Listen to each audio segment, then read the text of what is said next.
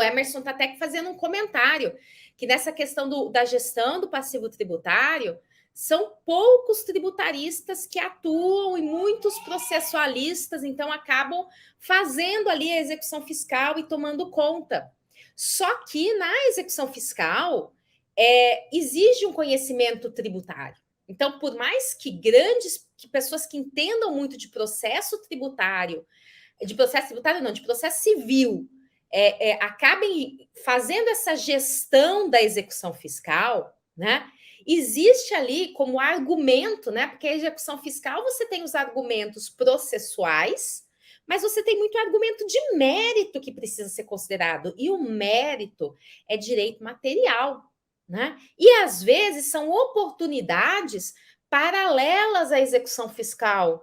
Porque, por exemplo, pode sair uma transação tributária no meio do caminho, pode sair um refis no meio do caminho, né? Então, assim, por mais que essa gestão do passivo em termos processuais muitas vezes acabe sendo conduzida por um advogado generalista ou processualista, a empresa, quando faz isso, ela, em regra, não está bem assessorada. Por quê? Porque quem é generalista, ou mesmo processualista, tem um grande conhecimento do processo civil e até talvez da execução fiscal. Mas os argumentos e as estratégias exigem um conhecimento também de direito tributário. Então, a gestão do passivo tributário, por isso que eu falei que ela é alguma coisa que começa lá com o lançamento tributário e vai até o fim da execução fiscal. E a todo momento, e aí é por isso que a gente fala até numa gestão. Por quê? Porque gestão é você fazer aquele gerenciamento. Essa terminologia é uma terminologia que vem sendo utilizada em vários sentidos.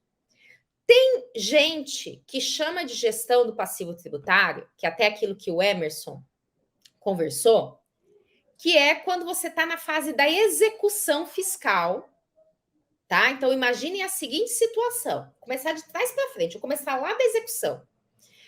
Tem um cliente que está na execução fiscal, está sendo executado, né? Só que ele não tem condições de fazer o pagamento desse débito. Ele não tem bens para penhorar, para garantir aquela execução. Então, o que a gente faz? O que pode ser feito com esse débito tributário, né? Porque o fisco normalmente não fica parado. Tem casos que fica, né? Mas normalmente ele vai atrás do patrimônio. Então, vamos pensar numa situação de execução fiscal. O que o fisco faz?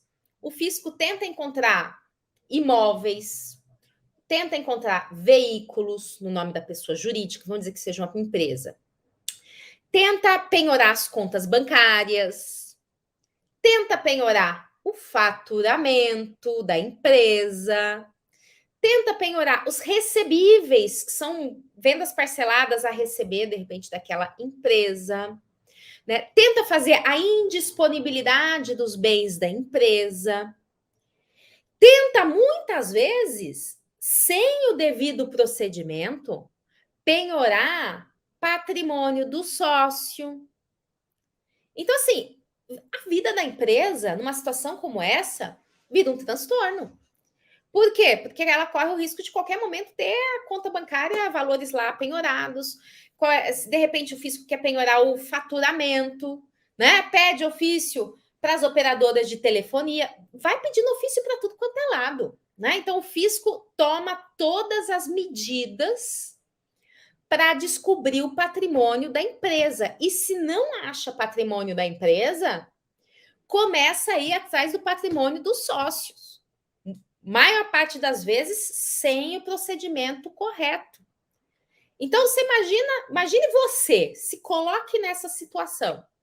Vamos dizer que você esteja devendo aí, vou colocar aí 300 mil reais. Nem um valor muito alto para uma empresa, mas para nós, pessoas físicas, está devendo aí 300 mil reais. E você não tem bem para penhorar, você não tem dinheiro. Poxa, toda vez que vai cair o salário na sua conta, que você faz uma venda, né, que você vai receber seus honorários, você fica ali com medo do que o fisco vai pegar.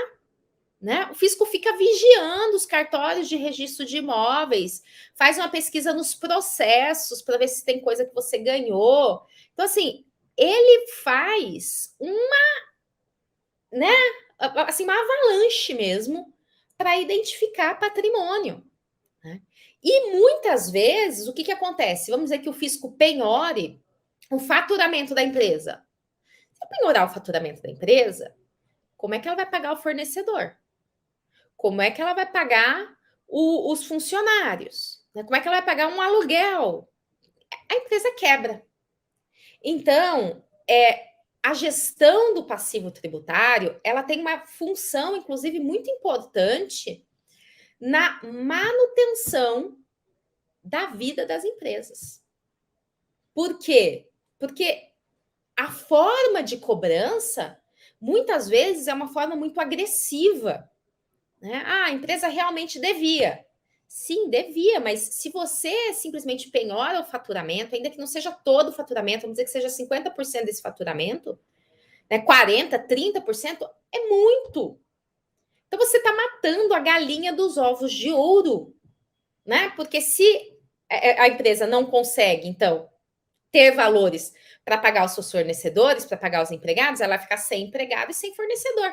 Vai quebrar, vai ter que parar suas atividades. E se ela para suas atividades, não tem receita, não tem renda, não tem faturamento, o próprio fisco não recebe, né? Mas na hora de ir atrás desse patrimônio, de ir atrás da execução fiscal, o fisco realmente toma essas medidas agressivas. Então, a função do advogado na gestão do passivo tributário durante o processo de execução inclusive, evitar essas medidas. Né? Mas como que ele vai evitar tudo isso? Não estou falando de esquemas ardilosos nem nada disso, não. Estou falando de evitar coisas indevidas. Por quê? Porque vem ao fisco querer penhorar, né, o faturamento, e aí fala, vai assim, vou penhorar 30% do faturamento. Aí você mostra para o juiz, né, o que ele tem de fornecedor, o que ele tem de folha de salários, etc. Você fala assim, se penhorar 30%, vai quebrar a empresa e o fisco não vai receber mais. Então, vou fazer uma contraproposta, vamos penhorar 10% desse parcelamento, porque aí sim fica em condições viáveis, né? Então, vejam só, são formas de você evitar cobranças indevidas, cobrar penhoras excessivas, né? Essa é uma partezinha, tá bom? Isso é uma partezinha. Mas a gestão do passivo tributário, ela é muito mais ampla. E para gente, então, ela pode acontecer, inclusive, gente, em duas esferas. Ela pode acontecer na esfera extrajudicial e na esfera judicial.